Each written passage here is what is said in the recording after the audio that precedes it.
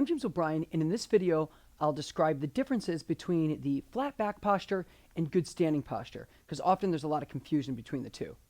We get into the full flat back posture when we do the core strengthening exercises.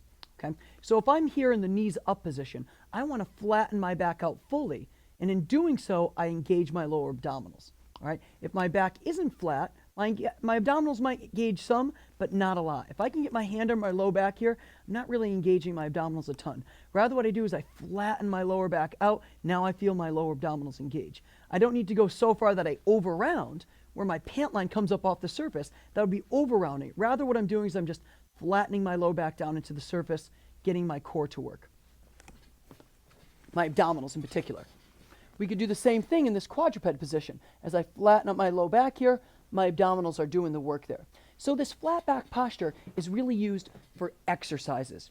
This is different than good standing or good sitting posture, where there should be a natural lumbar curve. And let's talk about that. So in good standing posture, I want to be standing as tall as possible, but without this excessive curve that I have right now.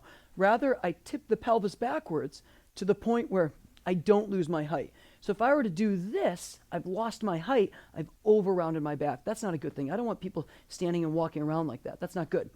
So rather, I tip the pelvis backwards, I posterior tilt it to the point where I don't lose my height. My abdominals, my lower abdominals in particular, that I use during those exercises, engage to achieve that position.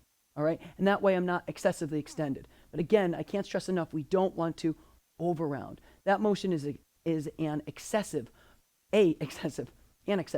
posterior pelvic tilt. And when we excessively posterior pelvic tilt like that, that can cause some harm to the back as well. So hopefully that will just enhance your awareness and understanding of the difference between the flat back posture used during exercises and the slight posterior tilt to good standing posture in both standing and sitting.